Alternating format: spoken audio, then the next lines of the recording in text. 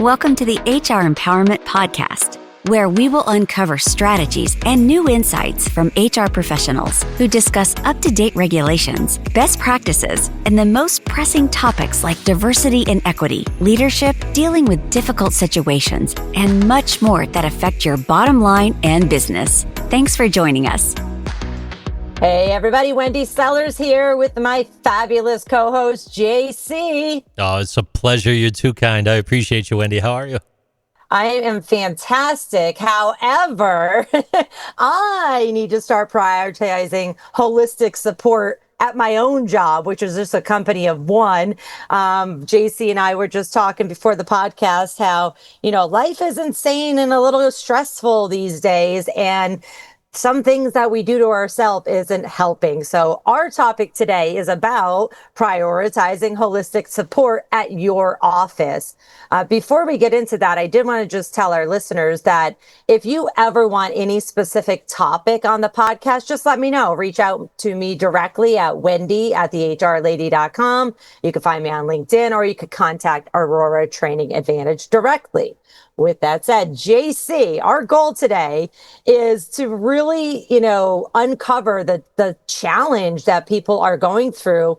I mean, I feel like we're kind of like in COVID all over again, like, whoa, things are insane. It's crazy. What do I do? And we're always putting fires out. What are your thoughts? Wendy, I'm hung up on something that you said that, I know that you're a sole proprietor, right? So if you're walking into a staff meeting and you realize it's just yourself talking to yourself, I mean, that's one thing, but I'm curious about those employment engagement surveys when you conduct those. Like, does it come back 100%, or do you have to chase yourself down? Back. It comes up back 100% with an arrow going, you are part of the problem. But, I'm sure we have other people out there that are maybe HR consultants that are a company of one, but we have vendors and we have contractors. Oh, totally. And, we have our employee or our clients' employees that, sometimes can be a little stressful. So the bigger thought that keeps going in my head, Wendy, is you said holistic support. What's holistic support in the big picture, please?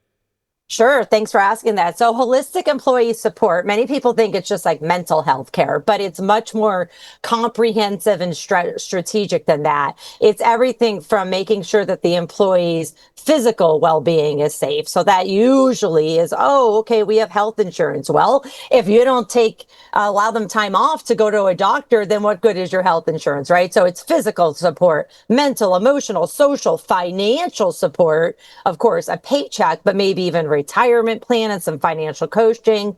And then, of course, professional well-being at work. All of these are connected. So when you're talking about the time off situation for someone to go take care of themselves in particular environments, that might not be a problem. There may not be an issue taking the time. They may even have a policy of unlimited sick time, unlimited annual leave, unlimited whatever. That's fine. But the culture of the organization, I don't know. I don't know about you, but for me, I can think back to numerous times where within the culture, it's kind of frowned upon to walk away. That's something big to change if you run into it's that. Huge. Though, right? And thank you for bringing that up, because even if you do have like an unlimited PTO program, the manager still has to be bought in on that and say, yes, you can take the time off, and not waiting 6 months to take the time off. Like, no, I'm having a mental health care breakdown right now today. I'm not coming in. And does the employee feel safe even sharing that with their manager? Do they have to share that with them? They shouldn't have to. But if they had a good relationship, they can say, hey, I just was in a car accident. I have an issue going on. I'm going to need a day off. Or wasn't even a car accident. I'm having problems at home and I need some time off. All right. And I need it right now. So we're talking in one hand about holistic employee support, talking about the traditional benefits, right? So the time off, the making sure of the environment. That might not be traditional for some, but what you're talking about extends beyond traditional, though, right? Agree. Yeah, 100%. All of the dimensions that I mentioned, from physical well-being to mental, all the way down to financial well-being, All of these things influence our employees' health, obviously, their productivity, because if they're so stressed they can't focus on work, they're not going to be productive. And then, of course, their job satisfaction, which means if they're not satisfied, they might have one foot out the door. And you know what's worse than having one foot out the door? Staying while burnt out, staying while stressed, and not getting their work done because there's no culture, there's no management around them that says, yeah, I can help you, no problem. So you're talking about not just creating a structure, but extending, quote, holistically to larger structure to support the employee. But you're alluding to something here between the lines. To me, and maybe I'm wrong, maybe my interpretation is wrong. I want you to course correct me here because I'm learning while we're talking. Sure. You're talking about creating feelings, though. This is what I'm interpreting. It sounds like really you're is. creating a feeling, or creating, as the kids say today, a vibe. Am I hearing you right? Yeah, I love that definition, the vibe. The vibe. How cool would it be if you went to apply to a company and you're looking up employee reviews, because they're out there everywhere, and you get the vibe from the reviews that, like, wow, this company is supportive of me as a human being, not just me as a 40-hour-a-week worker, right?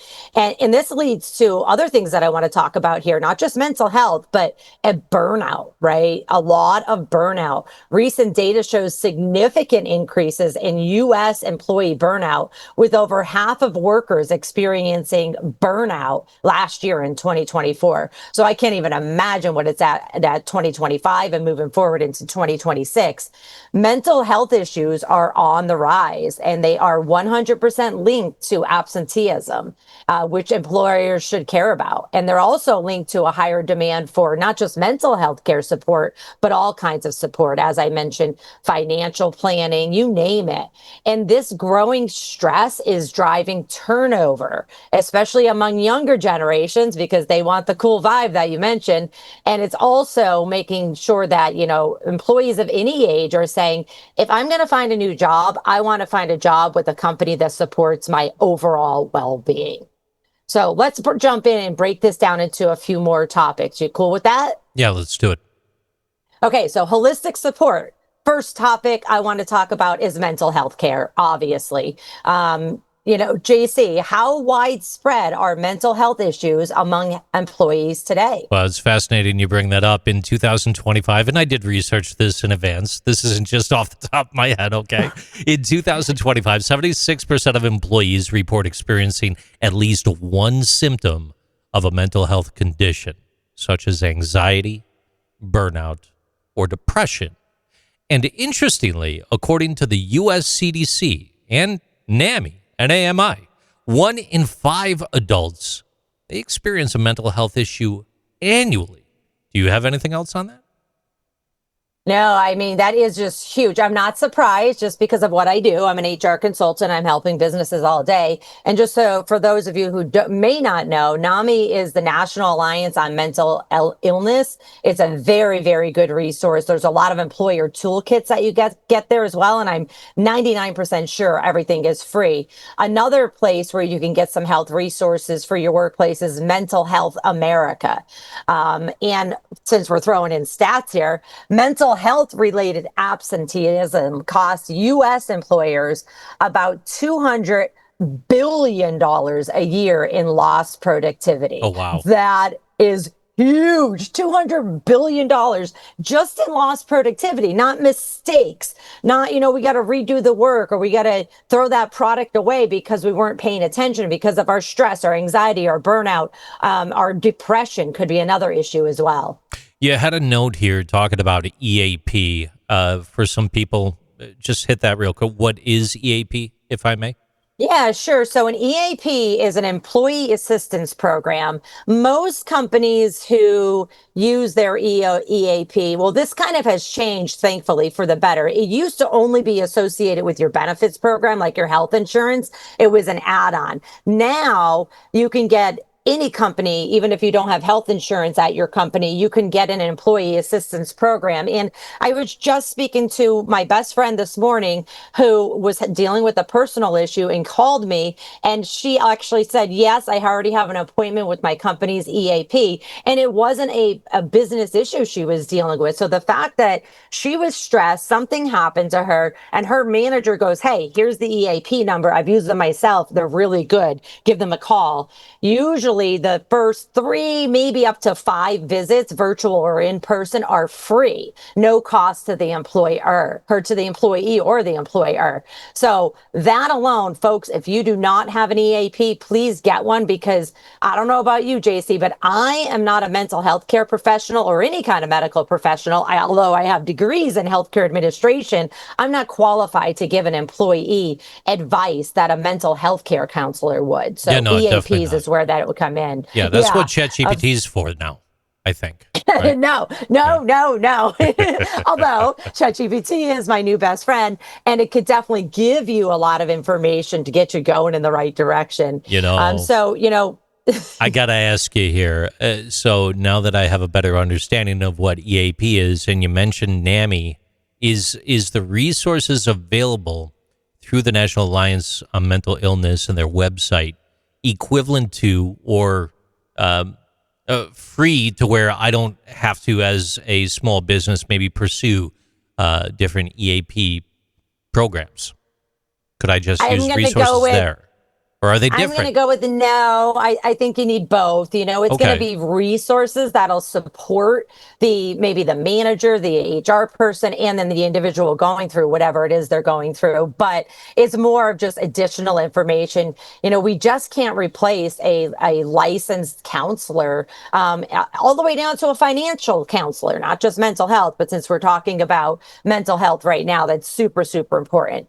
Now, another topic that I wanted to briefly discuss I want to pin in real quick because I got a wrap up for you there. And Sure.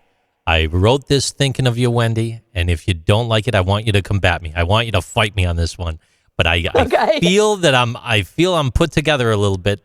So where, looking after mental health at work really does come down to helping folks stay steady, clear-headed, able to do their jobs really well. And then the stress, the long hours, the nonstop pressure, wearing people out. And when that happens, ultimately the work suffers and folks start looking for the exit. They're going to walk out, right? So companies that make room for balance, if I'm hearing you correctly, things like fair hours, real time off, some kind of support when it's needed, they end up with people that are going to be more engaged, healthier, and more than likely to stick around, and your succession plan doesn't have to get enacted, right? And it's not about fancy talk. It's just common sense, right? When people feel steady and clear, it's all about those feelings, the vibe. They do better work, and everybody wins. Did I catch you the right way? Am I on track? Absolutely. You 100% are on track. It's the truth. And you just talked about people are more likely to stick around. Not only that, they're more likely to go and brag about their company and refer their friends or, former coworkers to the new company. So it's going to make recruiting a lot cheaper too, because I don't know if you've been dealing with any kind of recruiting, anybody that's listening, but it is expensive and it is time consuming. So not just the money part, it is incredibly time consuming. So when you have that good vibe, as JC said, and you have a good culture and you're really working on, that holistic support system, bada bing, everybody wins. To that, Wendy, in 2025, 77% of employees say that they would be more likely to stay at a company that offers robust health and well-being benefits. A little something I found for you. Yeah, so here's what I want to talk about. What does holistic support actually look like in practice? It goes beyond these employee assistance programs that we just mentioned.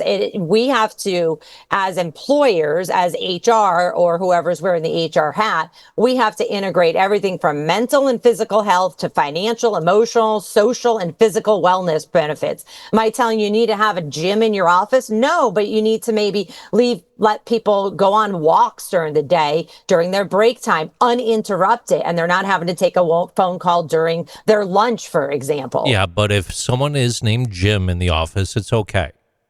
Yes, it is. I'm just saying. Yeah.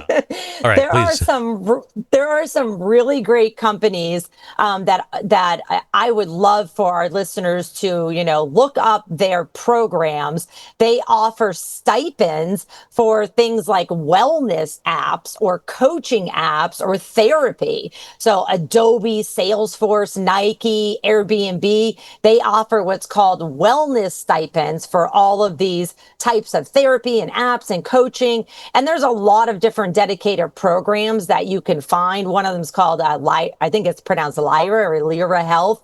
And then there's another one that's Modern Health. You could also use flexible monthly or annual allowance for employees to spend, the company money on their own personal health and wellness needs without being, tracked down by nosy HR people, right?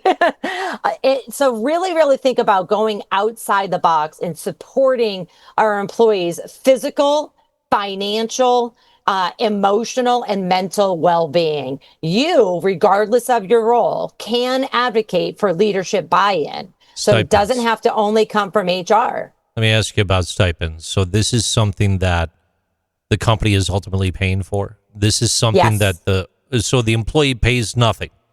It's like a pre-tax bucket that, okay, all right.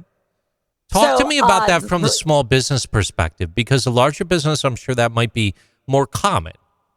Yeah, so I would talk to your health insurance agent if you have one. And if you don't, I'd be more than happy to help you find one. You could just connect with me. You have my contact information. But it used to be just like EAPs, employee assistance programs. You used to only be able to get them through your health insurance. And now you can just Google it, and there's a ton of them that any size company can get. And so now with technology, especially with apps, and fortunately or unfortunately, when COVID hit, it did force a lot of businesses to figure out how to do remote work. That includes counselors. That includes financial planners. And so now in 2025, 2026 and beyond, we definitely have access to a lot more people from across the globe, just not across the state, at our fingertips. So it gets a lot easier or cheaper, I should say, for companies to be finding these support systems and implementing them at their company. So when we're thinking about talking about mental health and wellness, normalizing this in a way, one, is that going to violate any ADA kind of thing? Do we have to be careful there? And two, sorry for the compounded question here. That's okay. But the second part is, when we're thinking about programs and stipends, that sounds really important. Is it more important than culture? And I don't know, talk to me, ADA and then that differential, or how stipends and culture come together or don't. I'm going to say yes to all of that. No, but seriously, with the ADA, thank you, JC, for bringing that up, because it is very, very important to train your managers, at least on a high level, to be to a minimum. Hey, if your employees are coming to you talking about their health, financial health, physical health, mental health, spiritual health, emotional well-being, we should be having those conversations in a private area behind closed doors. If they're comfortable enough to talk to you about that, that means they trust you. Please don't violate that trust. But voices can be loud, so we want to make sure that nobody else is hearing that information. Even if the employee is running around telling everybody themselves, they have the right to do that, but that doesn't mean we as management and HR should be repeating that. Or even as a coworker too, we should be saying, you know what, I'm going to zip it because that's none of my business. And my coworker made the, reached out to me to share their information, and I'm not going to share that with anybody else because I wouldn't want my information shared. So ADA, that's a whole other conversation, very, very litigious. We want to make sure we're jumping through hoops and bending over backwards to support anybody with a disability. But please know, most disabilities, or many disabilities, especially when they're related to mental, they're not always noticeable. So employees may be hiding them because they think you're going to judge them. And let's face it, they've probably been discriminated against before, and that's why they're hiding it. So we need to make them feel safe to say, all of our managers have been trained on the Americans with Disabilities Act. They're not experts. Come to this person if you need more information. Then we really do need to train our managers to zip it and let them know not only that that it's litigious, but it just doesn't make sense to be sharing information amongst our employees when it's their personal information, and they told us that for good reason to help them. That's a key thing there. You mentioned, and I don't hear it enough. I'm dead serious. I don't hear it enough. Having everyone trained on the ADA. That's kind of fascinating. I heard a little bit about that in some articles over the past few years, and they were also talking about like mental health first aid training. And so this is all kind of like a new realm to me. Have you ever heard of that before?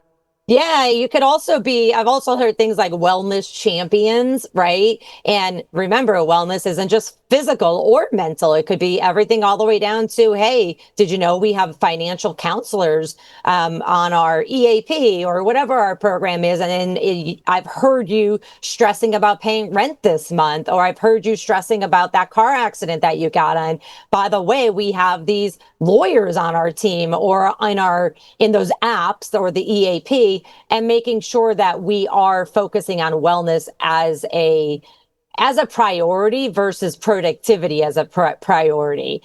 So super important. Studies do show that when leaders are upfront about stress and well-being, employees are about 40% more likely to use those benefits, and they feel safe in the workplace. So keep those items in mind. That's totally wild. It is 100% wild. And, another topic, well, we're kind of already talking about, is training managers as these health champions. Yeah. Training managers as wellness champions. So training managers as employee champions. So look, so when you're thinking about the managers as like that first line of defense, Wendy, what would they even do? Like, you kind of think of it in one respect of that mental health first aid training or wellness champion, but if you're going to empower the managers, if you head down that path and they're trained up on ADA, what are they looking for? How does this come together? What's it look like? Yeah, so managers are going to be the first line of defense of spotting like burnout and distress. But what burnout and distress looks like on my side versus your side is probably different. So that means the managers have to, wait for it, know their employees. They need to get to know them as a human being and say, Wendy's usually upbeat and fast paced and, talks a lot. Yes, I do, in meetings and gives information. And lately, it's been zip. Nothing's been happening. And now, because I know her as a human being, I know that I feel that something's wrong. So I'm going to talk to them. I'm going to listen to them. I was really going to say, shut up and listen to them. Like, hey, are you okay? And then zip it and listen to them. And then think about those key words to say distress, burnout. I'm having financial distress. I'm having financial issues. I'm going through a divorce, whatever it might be, and going ding, ding, ding. We have programs for that. As the manager, you don't have to be an expert on, say, dealing with the burnout. You just need to know, who do I run to? If you have an HR department, it's probably going to be the HR department, and the HR department's going to say, oh, here's all the resources that we have. If you don't have an HR department, then it's probably just going to be on like ops or the management to say, okay, here's all the resources that we have. I want to rip the Band-Aid off of a elephant in the room a little bit, though, too. Some of this mental health could be coming from political burnout all the way around, Wendy. And I don't care if it's on the right or the left. I don't care if it's feeling down or feeling up about something, angry or happy about it. It doesn't matter. When we're talking about the workplace, there's that fine line between healthy engagement and discussion of some of those topics if you allow it in your workplace, where other workplaces you might not allow it at all, right? But then creating an environment where you isolate the work separate from those instances to a degree, right? Like, I don't know. It's a sticky little gooey glob to touch, but it definitely fits into this discussion appropriately, and it applies to all sides of the coin. So if you could just real quick talk to me about that from your perspective. So here's the deal is people all over the place are burnt out because of their personal lives, but now most of us are addicted to social media, right? And even if you're not, even if you're just sitting home after dinner and you're watching news, there's politics. And as you said, the right, the left, and the middle, and everywhere in between, feels like we're all attacking each other. And I think that some of that's by design, right? That they're trying to defer the conversation somewhere else and we're attacking each other. Why don't we just stop and listen to the other side, whatever it might be? Maybe it might be not be appropriate at that time, but maybe you can get home and read an article from the other side and say, okay, this is why we're trying to do this. It is very difficult. I myself am completely burnt out on politics right now. And I'm not right or left. I'm down the middle. Sometimes I go right, sometimes I go left, and I'm 1000% burnt out. And almost everybody that I know that I talk to, friends and business, are also the same. And so many companies are going, no, we don't even want anybody to talk about politics in the workplace. No conversations about politics. And that might be their right to do that, but I don't think that's a way to solve it, because you're not teaching human beings of any age how to have divisive conversations and deal with conflict effectively. Instead, you're saying shove it to the side and let's not talk about it at all. Let's run with that real quick. Let's run with that real quick to an organization that doesn't allow the discussion to take place. Everyone's biting their lip. Everyone's steaming over. You've got the little subcultures going. And now you also have managers that are in this storyline effectively trained in holistic employee support. You know, it's been said in 2025, 66% of HR leaders say their managers are not adequately trained to recognize the signs of employee burnout or mental health challenges, to which this topic could be a contributing factor. So when we think about shifting that paradigm, moving that needle from A to B, as they say, right? And getting the managers up to speed and looking for some of these signs, regardless of what the culture is. But in our example, we're still rolling with the one where you don't talk about it, right? What are some good ways to get that manager effectively trained, number one? And then number two, what's a good tactic for that manager to use in an environment where you just don't talk about it? Yeah, it is a difficult one. So first, let me stop by saying the First Amendment in the United States does not protect employees in the private sector from employer restrictions on political speech. So private companies can say, no, these are our rules here. We don't have divisive conversations. But I'm going to tell you, as the HR lady, whether you have a policy or not, people are talking about it. They're just making sure they don't get caught, right? and not just politics, any conversation that you have a policy about, right? So navigating politics in the workplace, you do need to also look up your state laws, because some states have some interesting laws as well. If you're a manager, regardless of what your company's policies are, and yep, you could have these conversations or you can't have the conversations. Number one, we want to make sure that the work's getting done. So if it's so disruptive, the conversations, it's so disruptive, it's not at lunch, it's not on breaks, it's during work time. I mean, you could literally say something as like, all right, folks, I need you to get back to work right now. Kindly, and getting them back to work. But you may want to pull that one or two people who keep starting the conversation aside separately to say, why are you having these conversations in the workplace? It is divisive. It is creating conflict, and equally or more important, it is affecting productivity. And I need you to have different types of conversations and stop having these conversations, or have them on your own free time, lunch, breaks, but make sure everybody involved wants to be involved. So number one, employee, make sure whoever you're talking this with agrees that they want to have this conversation. If they don't, you're being divisive and you're probably violating our company values of respect and professionalism. Interesting point. Interesting. Okay. So thinking about this scenario and going to the next step now, you have that discussion with that employee. You have these things taking place. There's a lot of other people around. There's probably a lot of other people that aren't talking. How do you get information from them?